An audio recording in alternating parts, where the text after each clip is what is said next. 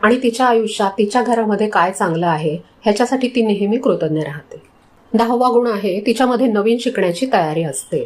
जगामध्ये खूप वेगाने बदल होत आहेत. आजची मुलं मोबाईल आणि इंटरनेटच्या जगात आहेत. मनाने खंबीर असणारी गृहिणी ह्या बदलांना घाबरत नाही. ती नवीन नवीन ॲप्स शिकते, ऑनलाईन कोर्सेस करते किंवा मुलांशी त्यांच्या भाषेत बोलण्यासाठी प्रयत्न करते. ती स्वतःला आउटडेटेड होऊन देत नाही.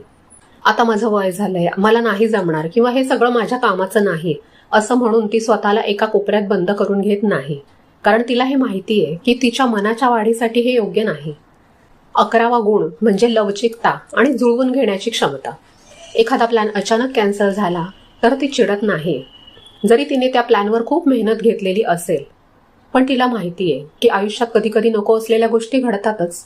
मनाने खंबीर असणारी स्त्री म्हणते की मी ह्या प्लॅनला दुसरा आकार देईन. ती परिस्थितीनुसार स्वतःला मोल्ड करते, नव्याने घडवत राहते. 12वा गुण आहे प्रत्येक दिवसाची आदल्या दिवसापासून थोडीशी तयारी करणं. हा सगळ्यात महत्वाचा गुण आहे. ती फक्त अडचणींवर प्रतिक्रिया देत नाही, ती अडचणी येण्याआधीच त्यांची थोडीफार तयारी करून ठेवते. म्हणजे आदल्या दिवशी भाजी चिरून ठेवणं, मुलांना दुसऱ्या दिवशी शाळेसाठी लागणाऱ्या गोष्टी आदल्या दिवशी चेक करणं किंवा महिन्याचं बजेट आठवड्याच्या सुरुवातीलाच ठरवणं. हे छोटं छोटं प्लॅनिंग असतं ना, ते तुमचा मानसिक ताण कमी करतं. आठवड्यात कोणत्या दिवशी काय बनणार हे खंबीर गृहिणीचं नक्की ठरलेलं असतं. घरातल्या बऱ्याचशा छोट्या आणि मोठ्या कामांसाठी सुद्धा तिच्या टू डू लिस्ट तयार असतात. 13वा गुण म्हणजे ती स्वतःसाठी वेळ काढते. आपल्याला वाटतं की घरातल्या सगळ्यांना जेवण दिल्यावर आणि सगळ्यांची कामं झाल्यावरच मी स्वतःसाठी वेळ काढू शकेन, पण तसं नसतं.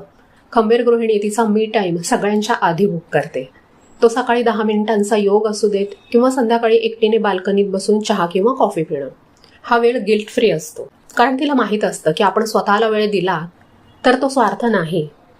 जरी अशी भावना आपल्या मनात लहानपणापासून रुजलेली असेल तरी सुद्धा ती लक्षात ठेवते.